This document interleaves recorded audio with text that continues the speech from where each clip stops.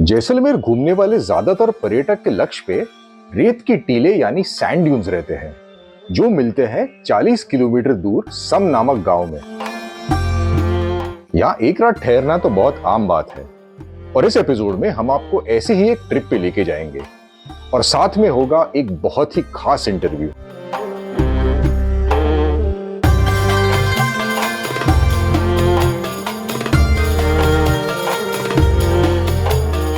सम sand dune safari के लिए jeep आप जैसलमेर से भी बुक कर सकते हो और सम से भी।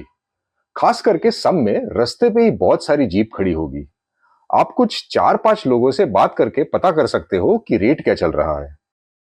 हमने जीप के दिए थे 2000 रुपए, जो 2-3 घंटों के सफर के लिए ज्यादा तो है, लेकिन अब सीजन में इतने खर्च करने की तैयारी तो आपको रखनी पड़ेगी।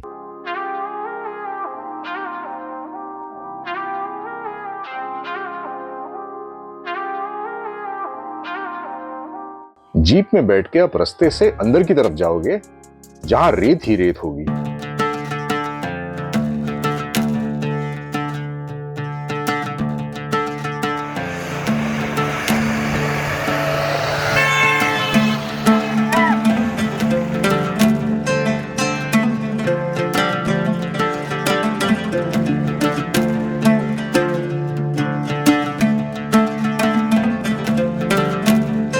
रेत सफारी का मजा तब आता है जब जीप टीलों के ऊपर से जाती है।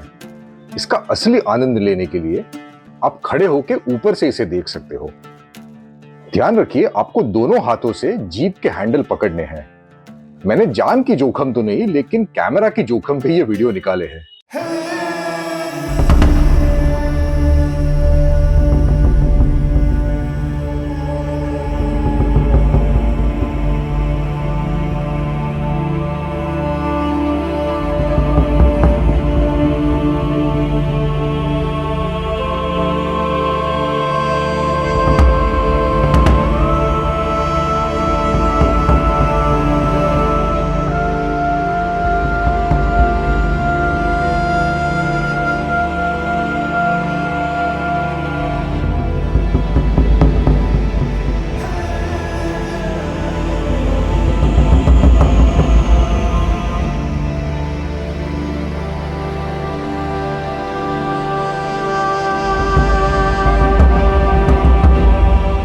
जीप वाला एक जगह गाड़ी रोक देगा, जहां उतर के आप ऊंट की सैर या एटीवी की सैर कर सकते हो।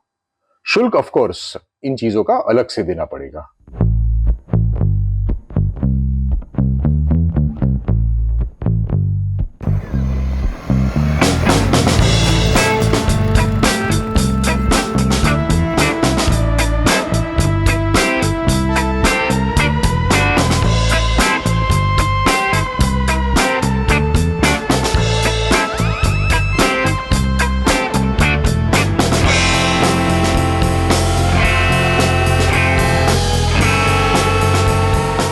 लेकिन हमने कुछ अलग ही करने की सोची। तो आज हमारा सौभाग्य है, हम यहाँ के एक स्थानीय निवासी से बात करने वाले हैं। तो इनसे जानने की कोशिश करेंगे कि रेगिस्तान में इनकी जीवन शैली कैसी है, इनकी क्या क्या चुनौतियां हैं। तो गाइडेड बाय घिया में कैमलेश्वर जी, आपका बहुत बहुत स्वागत है। धन्यवाद धन्यवाद। पहली बार हमारी प्रजाति को कोई पूछ रहा है, हमारा इंटरव्यू ले रहा है, उसके लिए आपका बहुत बहुत आभार। जी जी, तो कैमलेश्वर जी हमें बताइए, आप इतने सालों से रेगिस्तान में रह रहे हो, आपको क्या क्या चैलेंजेस है, आपकी क्या क्या चुनौती है, आपको क्या क्या यहाँ पर खतरे सहन करने पड़ते हैं? अरे भाई, रेगिस्तान का तो ऐसा है, हमारा शरीर ही रेगिस्तान के लिए बना है। हमारी लंबी लंबी टांगे, गद्दी वाले पैर, लंबी लंबी आई लैशेज। जी जी जी, और आपकी पीठ जिसमें पानी भरा होता है। अरे ये तो सबसे बड़ी गलतफहमी है। हमारी पीठ में पानी नहीं होता, चर्बी होती है, जो लंबी मुसाफरी में हमें खाना देती है।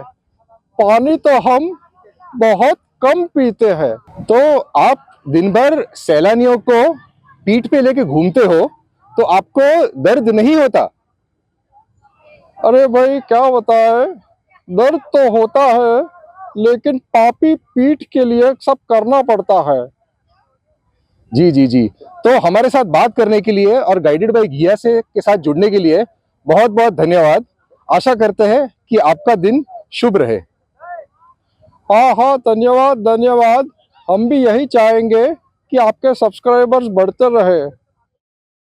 सम में ही बजरंगी भाईजान का शूटिंग हुआ है, जिसका लोकेशन हर गाड़ी वाला बड़े शान से आपको दिखाएगा।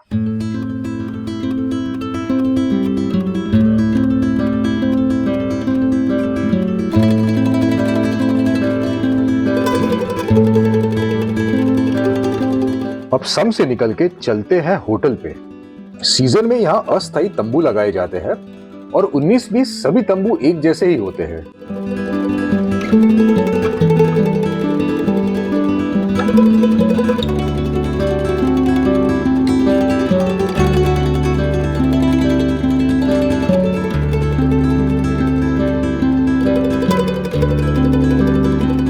रात को आपके मनोरंजन के लिए नाच गाने का कार्यक्रम होगा।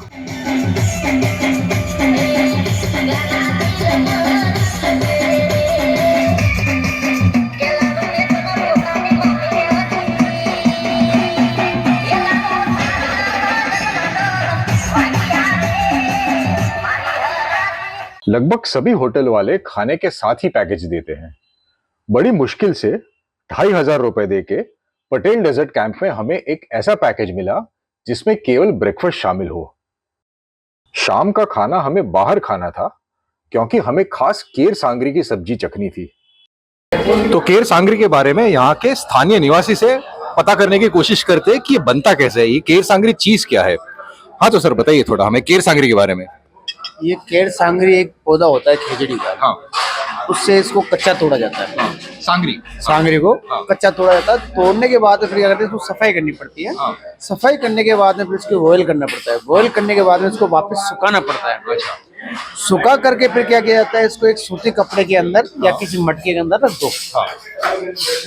उसके बाद में ये होता है कैर।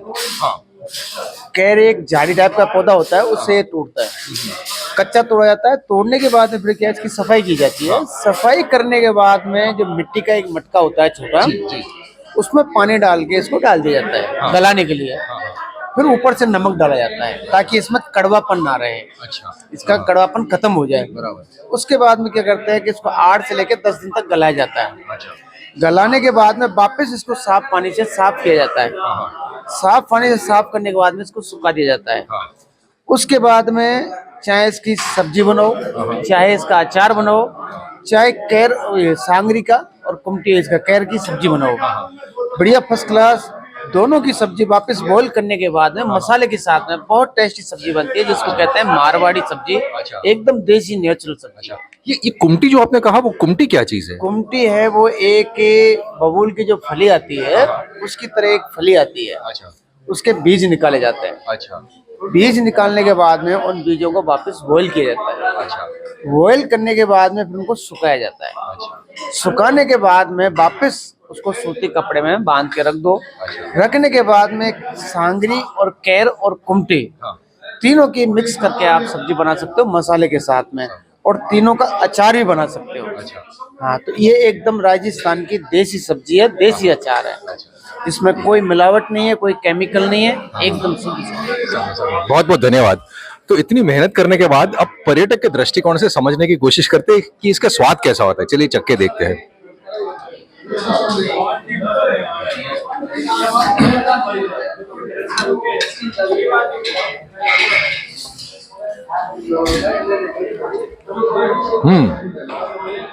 प्याज और मसालों के साथ एकदम बढ़िया लग रहा है।